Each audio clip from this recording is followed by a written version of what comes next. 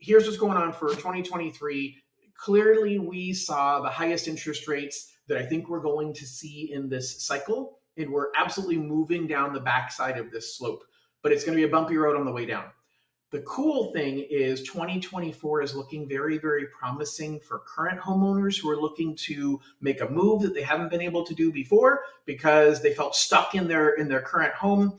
It's looking very promising for buyers who have been sitting on the sidelines that have been waiting because of interest rates and making things unaffordable. And it's looking very, very promising for people who have had challenges getting qualified because we're coming out with more and more creative ways to help people qualify for purchasing a home.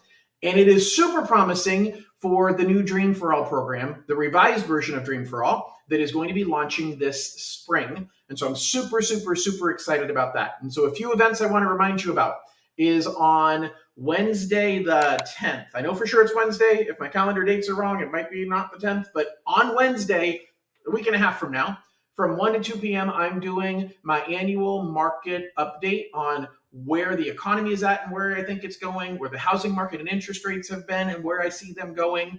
And so you want to join me for that. The link is down below to register for that. I'm also doing a kickoff for the new version of Dream for All. We've got a lot of the preliminary information about what the guidelines are going to be. We don't have all of the final rules, but I want to make sure people are getting prepared ahead of time. So we're kicking that off with a webinar on Monday the 15th.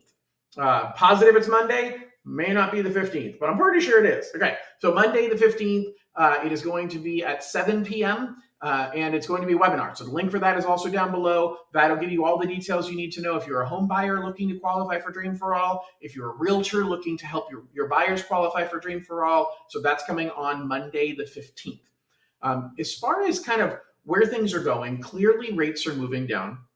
Clearly, I am seeing more activity. I'm seeing more buyers reaching out wanting to buy. I'm seeing not necessarily more competition yet, but I think that's going to come over the next couple of months. We're going to see more properties going off the market faster. The only hope is that we're going to see more properties coming onto the market because we've got opportunities to help buyers, owners of homes that want to upsize or downgrade with some interest rate stability that gives people some confidence. Hey, I can make a move because I know where interest rates are at, and I know that they're not going to skyrocket tomorrow. So we can feel pretty confident about that.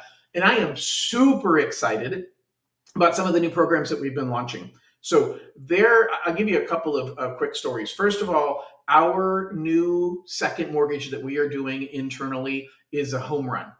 We're able to loan up to 90% of the value of your home. So if you're looking to pull some cash out of your property and you've got a lot of high interest debt, I've got a client right now looking to buy another property and using the cash, the home equity loan out of his current property in order to put a down payment on a new property. It's a home run. Now, the rates are ugly. I'm going to be honest with you. The rates, we're looking at maybe double digits, high, maybe 9% if you're lucky, but that's because the prime rate right now is at 8.5%. And so we're always going to be a little bit above that prime rate. And so the number sounds ugly, but it's way better than what you're paying in your credit cards. It's way better than what you're paying on a lot of your other unsecured debt. And now you get a tax write-off with it. The best part, when interest rates come down, maybe we see a 4% interest rate in the next year and a half. Now you consolidate it together. Now, hey, I owe a 3% rate on my current loan, but I got a 10% on this other one. Let's put them together at 4 something. That's where it's worth doing, but don't carry that debt at that high interest rate, the credit cards, the high interest unsecured loans. Don't keep those loans just because you're worried about a 10% second mortgage. That's a way better deal. So definitely think about that. It's a 30-year fixed rate loan. So if we're wrong and rates skyrocket, you're still covered. You're still in good shape. So that's one win. The second win is we've opened up a whole suite of products to help people who can't otherwise qualify. I have a client right now that I'm helping to purchase a property, and he owns 4 properties right now. Now, the problem is he's always used hard money or private loans. So his interest rates are between 10 and 12% interest on these loans that he's had for anywhere from 3 to 10 years. And he's paying 10 to 12% interest because that's all he thought he could qualify for, because he doesn't show enough income on his tax returns to qualify. We still haven't gotten the tax returns lined up.